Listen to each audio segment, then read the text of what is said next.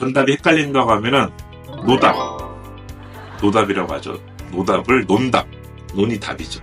예, 저만 제가 이제 기억하는 방법 중에 하나인데 노답을 논답이다 이렇게 생각을 하시면 될 것 같습니다. 결국 5만원짜리가 30만원짜리로 둔갑이 된다는 겁니다. 6배. 꼭 국어가 붙어 있으면 호재라고 보시면 되고, 땅과 도로 사이의 국어는 그냥 보너스 뷰지다. 아파트로 말하면 베란다, 발코니, 서비스 면적이라고, 공짜 땅이라고 생각하시면 좋을 것 같습니다. 대신에 먼저 하시는 분이 임자기 때문에 혹시 그 국어가 다른 사람이 먼저 불안을 받을 수도 있기 때문에 항상 지자체에다가 꼭 문의하시고요. 혹시나 누군가가 쓰고 있다면 그분을 수소문 해가지고 내년에도 이거를 쓸 거냐 한번 얘기를 해서 만약 안 쓴다고 하면은 그거를 확인한 후에 매입을 하실지 마실지 고민을 하시기 바랍니다.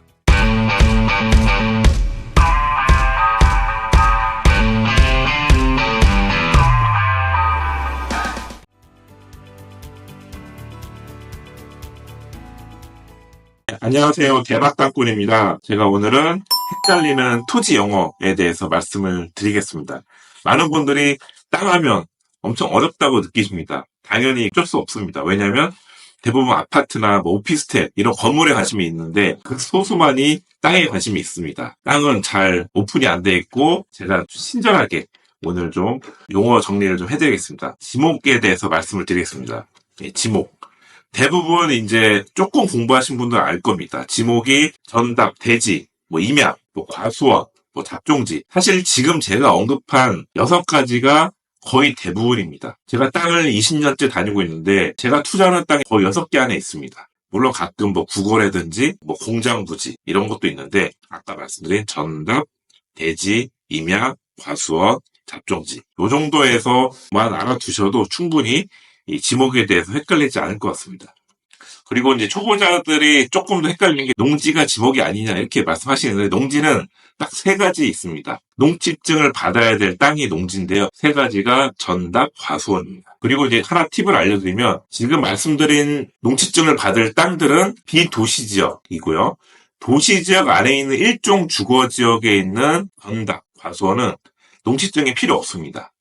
되게 지금 중요한 팁을 말씀드렸습니다. 왜냐하면 2024년 현재 우리나라의 농지법이 아직은 강화되어 있기 때문에 예전에는 제가 한참 10년, 20년 전에는 농지증이 쉽게 발급이 됐지만 지금은 발급이 좀 까다로운 시대이기 때문에 잘 모르시는 분들 도시지역 내 주거지역이라고 해서 무조건 집이 있는 게 건물이 있는 게 아닙니다. 상업지에도 가끔 전답이 있습니다. 상업지 전답. 이제 아주 극히 드문데요.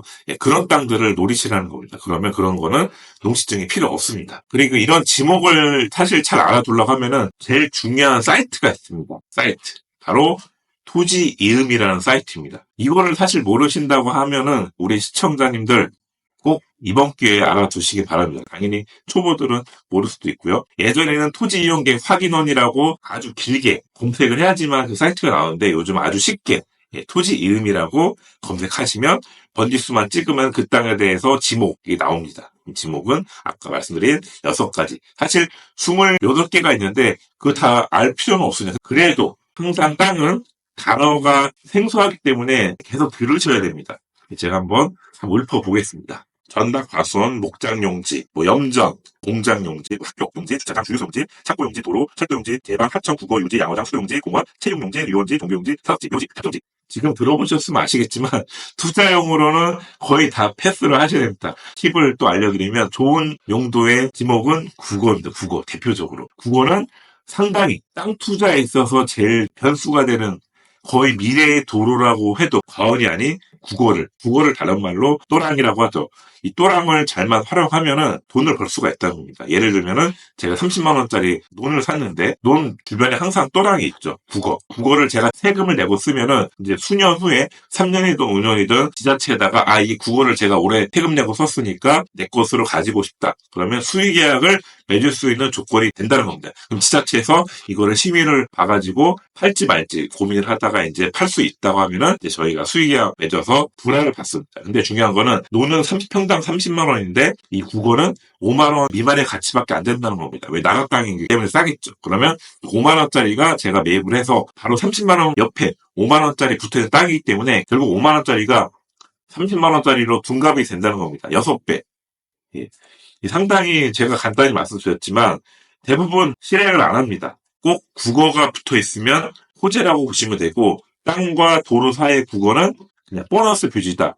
아파트로 말하면 베란다, 발코니, 서비스 면적이라고 공짜 땅이라고 생각하시면 좋을 것 같습니다. 대신에 먼저 하시는 분이 임자기 때문에 만약에 땅을 사기 전에 혹시 그 국어가 다른 사람이 먼저 불화를 받을 수도 있기 때문에 항상 지자체에다가 이거를 불화 받았는지 안 받았는지 꼭 문의하시고요. 혹시나 누군가가 쓰고 있다면 그분을 수소문해가지고 내년에도 이거를 쓸 거냐 한번 얘기를 해서 만약 안 쓴다고 하면은 그거를 확인한 후에 매입을 하실지 마실지 고민을 하시기 바랍니다.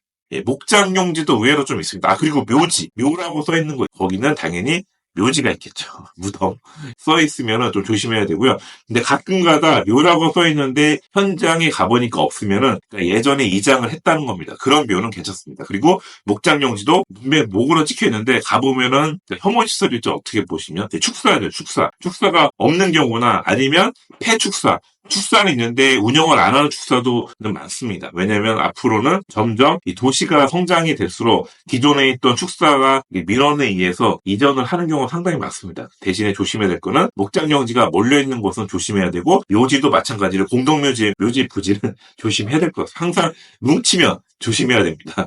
저는 개인적으로 묘지냐 축사냐 둘 중에 뭐가 더 안 좋나요? 저한테 물어보시면 저는 묘지는 사실 괜찮다고 봅니다. 왜냐하면 이게 냄새가 안 나기 때문에 이 냄새가 상당히 중요해요. 물론 눈에 보이는 건 둘 다 좋지는 않죠. 근데 묘지는 또 규모가 작잖아요. 그래서 만약에 묘지가 보이다 하더라도 뭐 나무를 심거나 하시면 건물 올리거나 담을 쌓거나 하면 안 보입니다. 근데 축사는 일단 덩치도 크고 가린다고 해서 가리지도 않고요. 제일 중요한 게 냄새입니다. 만약에 아무리 교차로 코너 땅이라고 해도 냄새가 난다고 하면은 에러겠죠.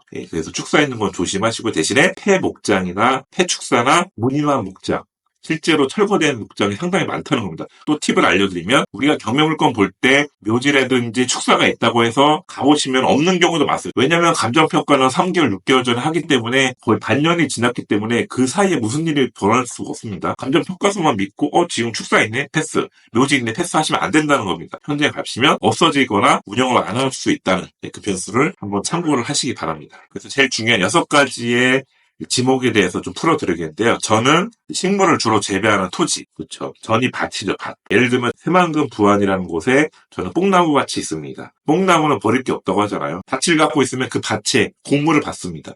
당연히 땅 주인이기 때문에 그 소작농이 뽕나무면 열매도 주고 뽕잎도 따로 줍니다. 뭐 호박밭은 호박을 받기도 하고요.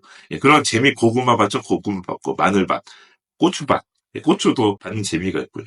그런 재미들이 있고 또 노는 저는 쌀을 돈 주고 안 사 먹습니다. 전국에서 쌀이 20가마 이상 오기 때문에 저는 그 많은 쌀을 예전에 제가 아파트 살았는데 이거 놀 데가 없어가지고 나눠주거나 팔거나 그렇게 했는데 지금은 이제 돈으로 받기도 하죠. 이런 땅이 당장 현금을 안 나오더라도 물론 노는 쌀 대신에 현금으로 받을 수는 있습니다. 80kg짜리 한 가마당 한 15만 원 내외로 받을 수 있고요. 그래서 이런 땅이 주는 곡물을 한번 받아보시면 이 지주가 된 느낌 아주 기분이 좋을 그리고 답은 물을 상시적으로 이용하는 주로 이제 논을 의미합니다. 보통 쌀이 많죠.